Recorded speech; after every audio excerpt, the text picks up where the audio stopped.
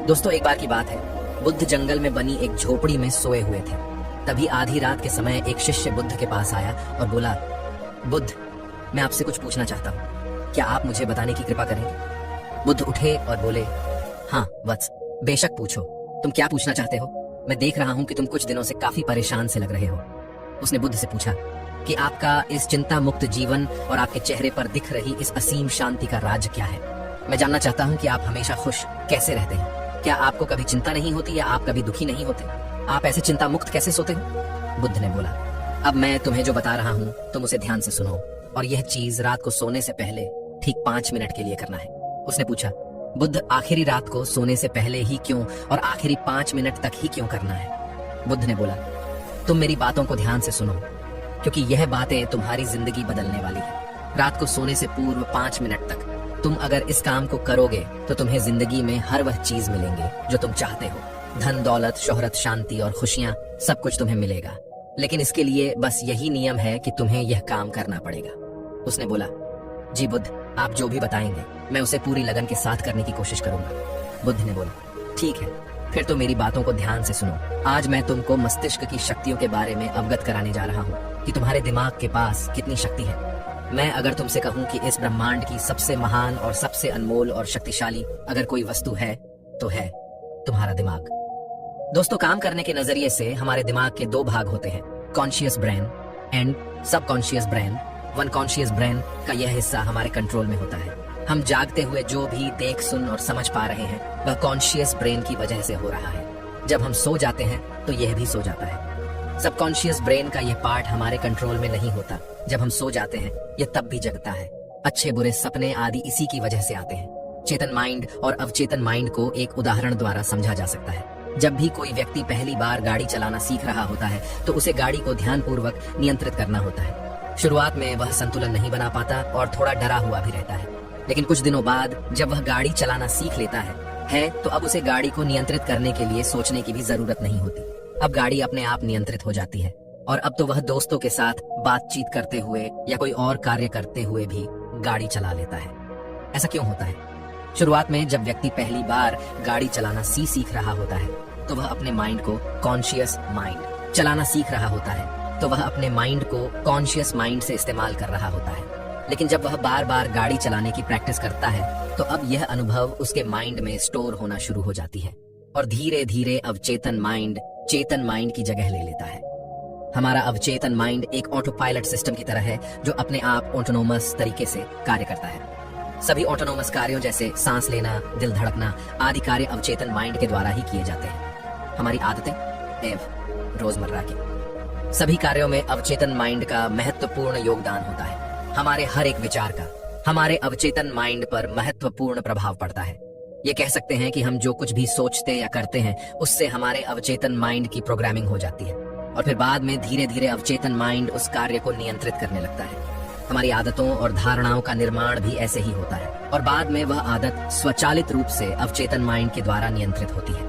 यह हम पर निर्भर करता है कि हम अपने अवचेतन माइंड की प्रोग्रामिंग कैसे करते हैं। एक बार प्रोग्रामिंग हो जाने के बाद अवचेतन माइंड उसी के अनुसार कार्य करने लगता है, चाहे वह कार्य गलत हो या सही।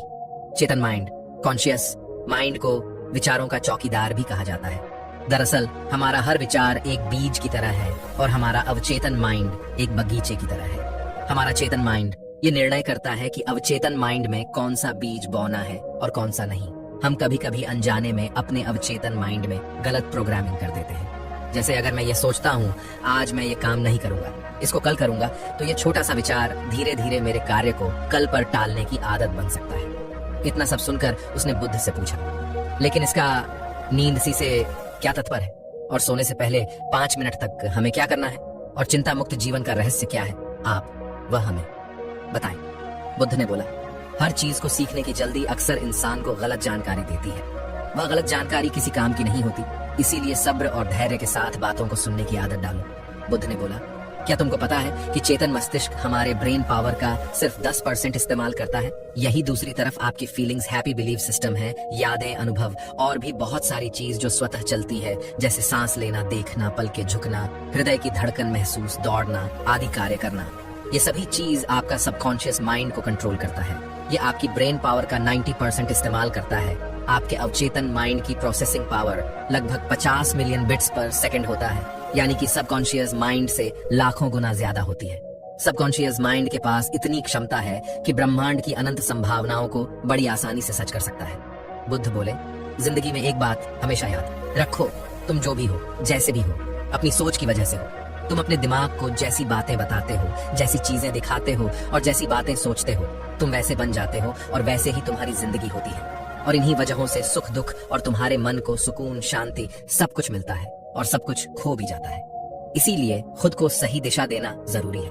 क्या तुमने कभी ऐसा अनुभव किया है कि जब तुम सोते हो तब तुम ऐसे घटना के बारे में सपना देखते हो जिससे आप सोने से कुछ मिनट पहले सोचा हो या बोला हो या देखा हो या सुना होगा? अगर आपके साथ ऐसा कुछ अनुभव हुआ है, उसने बोला, जी बुद्ध मेरे साथ ऐसा हुआ है। बुद्ध ने बोला, सोने से पहले जब हम आधा सोए आधा जागे हुए अवस्था में होते हैं तब हम तैयार होते हैं अपने सबकॉन्शियस माइंड में उन विचारों को डालने के लिए जिसे हम अपने जीवन में प्रदर्शित करना चाहते हैं। तब तुम जो भी सोचोगे, जो भी विचार मन में लाओगे और जिन विचारों के साथ तुम रात को सोने की कोशिश करोगे, वह सारी चीजें को तुम्हारा दिमाग, तुम्हारे सपनों को तुम्हारा मन साकार करने की कोशिश करेगा। इसीलिए सोने से पहले अच्छी चीजों के बारे में सोचो, ताकि अच्छी चीजों के बारे में जिसके लिए हम सपना देख रहे हैं, जिसे हम पूरा करना चाहते हैं, उससे रिलेटेड पॉजिटिव विचार आप इसी समय में अपने सबकॉन्शियस मन में डायरेक्ट डाल सकते हैं। इसके लिए दो तरीके हैं। सबसे पहला तरीका है, तुम सोने से पहले सिर्फ इन चीजों के बारे में सोचो